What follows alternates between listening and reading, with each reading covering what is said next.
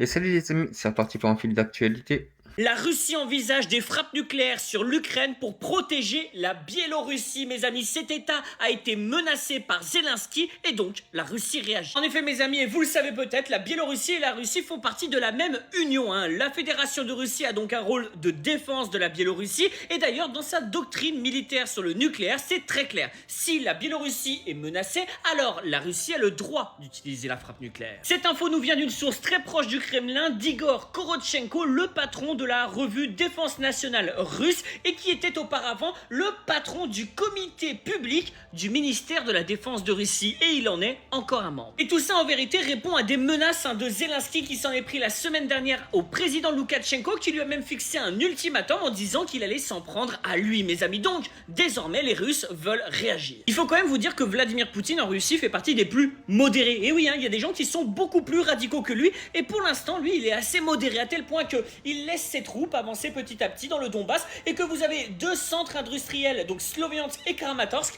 qui sont sur le point de tomber, mais évidemment ça se fait en douceur, petit à petit, et sans frappe nucléaire, mais ça commence à être abordé. Bon courage aux Ukrainiens qui vont peut-être survivre. C'est vrai que quand on regarde jusqu'à là, ils ont toujours été modérés en fait, et puis ils ont pas provoqué la guerre, parce que même l'ONU, ils ont reconnu que c'était une guerre provoquée par, qui était pas provoquée par les Russes. Donc je comprends qu'ils ont quand même envie de riposter au bout d'un moment, mais après, c'est vrai que là, ça pourrait devenir problématique s'ils utilisent la bombe nucléaire. Ça serait un peu radical.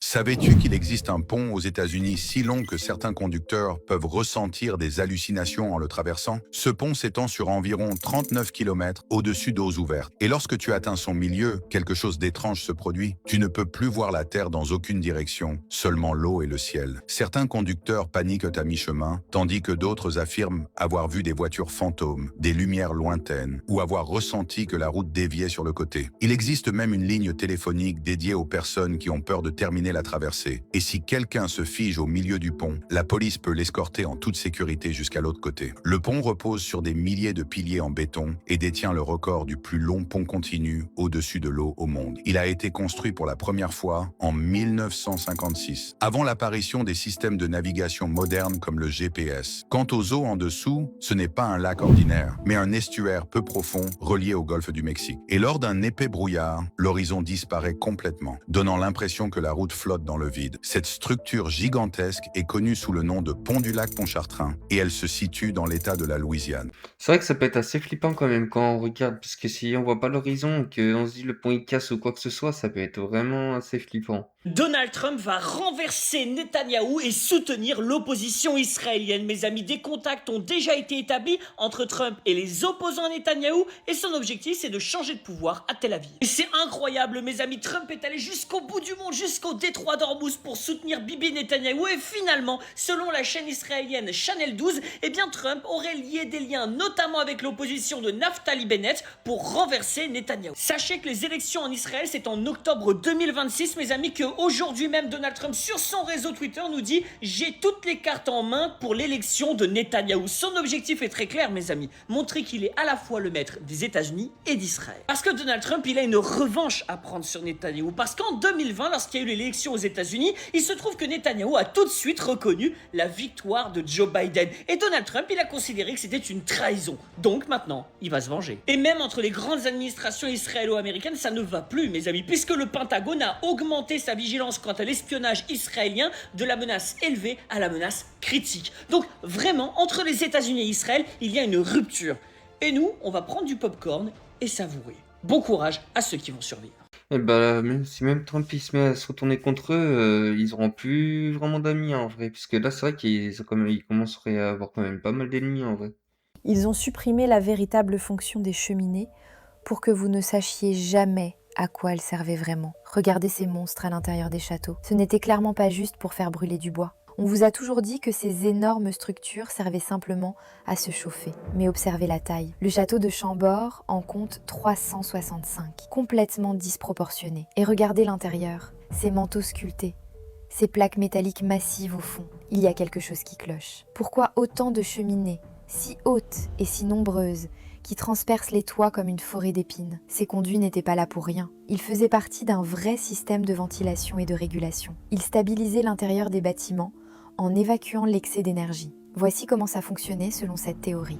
Les toits et les flèches captaient l'énergie atmosphérique. Cette énergie était dirigée vers les cheminées via des connecteurs métalliques et le réseau de ferraille intégré dans les murs, le rébar. À l'intérieur du foyer, il y avait souvent une grande plaque métallique au fond. Cette plaque ionisait l'air, créait un champ énergétique. La cheminée agissait alors comme un conduit de décharge. Elle évacuait l'excès de charge tout en distribuant l'énergie stabilisée dans les pièces via des gaines et des ouvertures connectées. Ils ont ensuite réutilisé ces conduits sophistiqués pour y faire passer de la fumée de bois. Résultat, tout s'est encrassé, bouché, détruit de l'intérieur. La fonction originale est devenue invisible. On a transformé une technologie précise en une corvée domestique sale et primitive. Les cheminées servaient à la fois d'antennes de décharge, de ventilateurs ioniques et de régulateurs de pression énergétique. Pas de suie partout, pas de corvée de bois constante, une technologie propre et intégrée à l'architecture. La prochaine fois que vous voyez une vieille maison couverte de cheminées, ne pensez plus chauffage. Après, c'est vrai que je suis pas sûr que c'est pour ça en vrai, mais c'est assez curieux comment elles étaient fabriquées, les anciennes cheminées, comment elles étaient décorées, etc. Et c'est vrai que bah, j'ai l'impression que c'était pas utilisé pareil avant. Ce que vous voyez ici, c'est pas un simple papillon dans un jeu vidéo, c'est quelque chose de bien plus extraordinaire. Ce mini-cerveau, qu'on appelle un organoïde, contient environ 10 000 neurones. Ils ont été créés à partir de cellules humaines. Quand le papillon évolue dans son monde 3D, des stimulations électriques et chimiques transmettent ces informations au cerveau. Il reçoit littéralement les sensations de cet environnement. Le cerveau analyse ces informations et répond en retour. Et sa réponse contrôle les mouvements du papillon en temps réel. Ce cerveau vit, en quelque sorte, à l'intérieur d'un monde simulé. Et c'est une première mondiale, cette expérience tourne en continu sur internet jour et nuit. Franchement, on n'est pas loin de la théorie qui dit qu'on vit dans une simulation. Dites-moi ce que vous en pensez en commentaire et si vous connaissiez la biocomputation, et n'hésitez pas à vous abonner, je m'appelle Amélie et je parle de tech et d'intelligence artificielle. En vrai, ça révèle quand même pas mal de questions sur nous-mêmes, ce qu'on voit et ce qui est la réalité quand même. Parce que pour le papillon, lui, c'est réel, ce qui est virtuel, mais nous, notre cerveau, il est à l'intérieur de notre boîte crânienne. Donc, c'est quand même quelques questions en vrai. ICE arrive en Europe et il faut qu'on en parle. Le 12 juin dernier, le Parlement européen a fait passer une loi qui autorise la création de centres de détention, des hubs de retour comme ils le disent, hors de l'UE. De plus, ce même pacte autorise des raids sur le sol européen, c'est-à-dire l'arrestation d'hommes, femmes et enfants dans la rue, chez eux, dans les supermarchés, pour les déporter et les détenir dans ces centres-là. Par ailleurs, devinez qui sera l'invité d'honneur d'Ursula von der Leyen dans les prochains jours à Bruxelles? Le régime taliban. Et est-ce que ces représentants-là du régime vont se rendre à Bruxelles pour discuter du droit des femmes, qui est quotidiennement violé en Afghanistan? Ou alors pour discuter d'un processus de démocratisation? Non. Ursula von der Leyen les a invités pour discuter d'un pacte et d'une collaboration entre l'UE et l'Afghanistan pour déporter et détenir des hommes, des femmes et des enfants en Afghanistan, pays où est pratiquée la torture et aucun droit de l'homme n'est respecté, et surtout pas celui des femmes. Ce qui se passe aujourd'hui en Union européenne, c'est une tendance à l'extrême droite qui n'a jamais été vue depuis 1945. Et c'est notre rôle, nous à la jeunesse, d'empêcher que ce genre de tendance continue. Parce que lorsque les droits des uns commencent à être violés, c'est les droits de toute l'humanité qui sont mis en danger. Et c'est pas parce que vous avez des droits aujourd'hui que vous allez les maintenir demain. Alors vous, qui avez une voix, faites-la entendre pour ceux et celles qui n'en ont pas. Manifestez, protestez. Peu importe où vous vivez, soulevez-vous. Parce que votre voix compte beaucoup plus que ce que vous ne pensez. Et parce qu'en acceptant ce genre de loi et ce genre de rencontres, on accepte indirectement les politiques et les régimes qui se cachent derrière. En vrai, c'est vrai que je comprends pas pourquoi ils font des pactes comme ça avec les talibans, tout ça, pour détenir des gens, alors que c'est totalement illégal. Là, c'est pas que du fascisme pour les femmes, là, c'est vraiment un vrai problème. Et c'est vrai que je pense que c'est pas une bonne idée que ICE, avec les pratiques qu'ils ont déjà eu en Amérique et tous les problèmes que ça a été fait, soient adoptés en Europe. Parce que là, ça voudrait dire que ça va partir en cacahuète totale, en fait, s'il se passe ça. Cet homme a demandé à ChatGPT de supprimer son identité numérique et apparemment il a pu disparaître de centaines de sites en seulement 3 prompts. Pour tester ça, on va aller sur ChatGPT et lui demander recherche sur internet tout ce qu'il est possible de trouver à mon sujet. Donc effectivement, il y a plusieurs sites avec mes informations. Étape numéro 2, on va demander les étapes à suivre pour demander la suppression des données. Donc on reçoit un message qu'on pourra envoyer au site. Et enfin, étape numéro 3, si on appuie sur plus et qu'on active le mode agent, on va pouvoir demander à ChatGPT de se rendre sur les sites et d'envoyer la demande de suppression à notre place. Là, ChatGPT ouvre ouvre son propre navigateur, et c'est à ce moment-là que ça devient un peu compliqué, ChatGPT n'y arrive pas. Donc pour aller plus vite, vous pouvez aussi aller sur ce site, qui permet d'accéder directement aux pages de désinscription de milliers de sites. Il suffit juste de cliquer, et vous avez aussi le niveau de difficulté. Pour plus d'astuces, abonnez-vous, et à demain. Pour ceux qui ont une tendance à s'inscrire assez rapidement au site, c'est vrai que si on n'a pas envie de laisser trop de traces, bah, ça pourrait être pratique. Si tu vois de plus en plus de cheveux blancs comme ça, ou encore comme ça, écoute bien parce que tu rates peut-être un truc. La plupart des gens, quand ils voient un cheveu blanc dans le miroir, ils se disent que c'est foutu. C'est l'âge, c'est génétique, mon père était gris à 35 ans, il n'y a rien à faire, à part la coloration tous les mois. Du coup, ils acceptent la fatalité. Sauf que ton cheveu, il est pas mort, il a juste arrêté de produire de la couleur. En gros, ton cheveu, il est fabriqué par une usine. Et dans cette usine, il y a un département couleur qui s'appelle la mélanine. Quand ce département ralentit, le cheveu, lui, il sort blanc. Mais l'usine, elle tourne encore, elle a juste arrêté de peindre. Et pourquoi le département couleur, il ralentit? Parce qu'il a besoin d'un minéral précis pour fonctionner. Ce minéral, c'est le cuivre. Le cuivre, c'est ce qui permet à ton corps de fabriquer de la mélanine. Sans cuivre, pas de mélanine. Sans mélanine, pas de couleur. Le problème, c'est que personne n'en parle. Je vois vraiment personne en parler. Tout le monde te parle de biotine. Alors la biotine, c'est bien, ça nourrit la racine. Mais la racine, c'est pas le problème. Le problème, c'est la pigmentation. Et la biotine, elle touche pas la pigmentation. C'est comme repeindre la carrosserie d'une voiture dont le moteur peinture est éteint. Pour que tes cheveux retrouvent leur processus de pigmentation, il faut plusieurs actifs. Déjà de 1, du cuivre pour relancer la production de mélanine.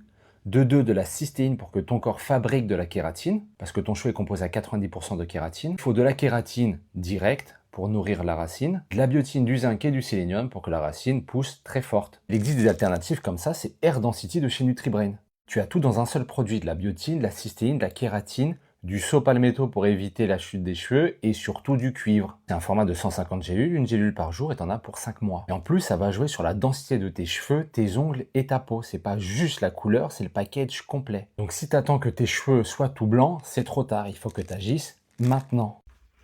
En fait, je me demande à quel point ça peut être efficace et puis à quel point on pourrait refaire peindre, comme il dit, les cheveux.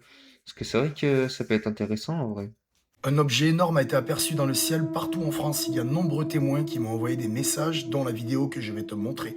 Les amis, tous les gens qui ont observé cet ovni de forme cylindrique se déplacer extrêmement lentement dans le ciel cette nuit.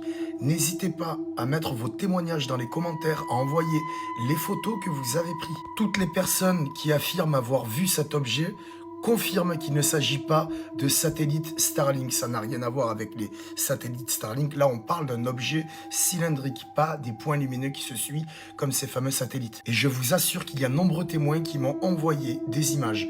On verra si aujourd'hui les médias vont en parler. Je pense qu'ils voudront peut-être nous dire qu'il s'agissait de satellites Starlink et que nous n'avons pas à nous inquiéter. Mais regardez la vidéo, vous allez voir que c'est très étrange.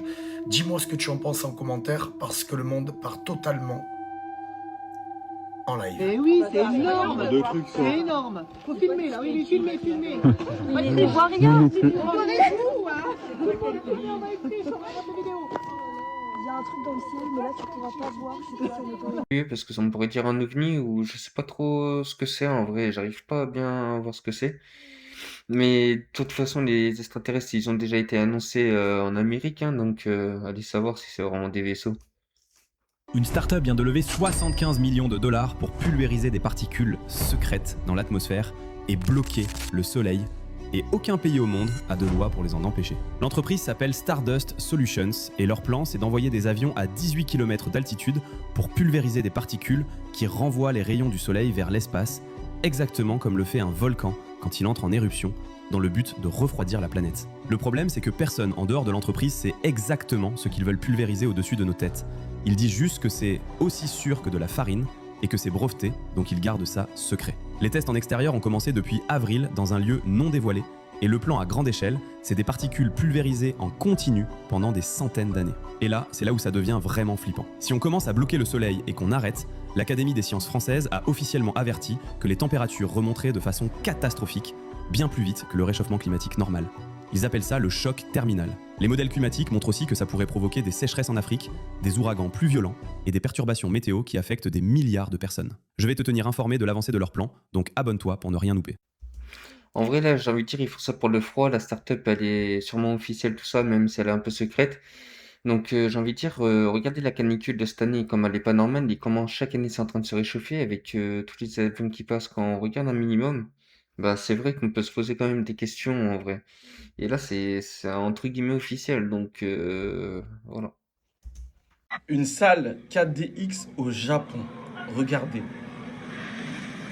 Déjà là, c'est trop. Et en plus, ça, moi-même, j'arrive pas à comprendre. J'ai vraiment l'impression que ça les a touchés, mais non, c'est trop. Vraiment, vraiment, au Japon, ils sont dans le turfu. Je sais pas où sont planqués les écrans.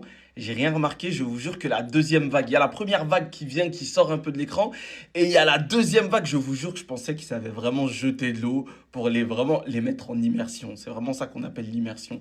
Non, non, c'est l'effet des écrans. Non, ils sont chauds. Je sais pas si ça existe en France ou ailleurs, je sais pas.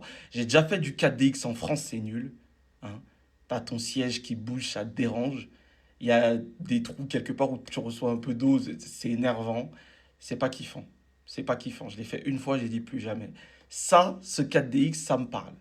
Ça me parle. Et même si le cinéma maintenant ça coûte un bras, je vous jure que je suis prêt à payer pour aller tester ça parce que c'est trop bien fait. Ça me fait penser à la Sphère à Las Vegas, là, comment ils ont fait leurs écrans et tout.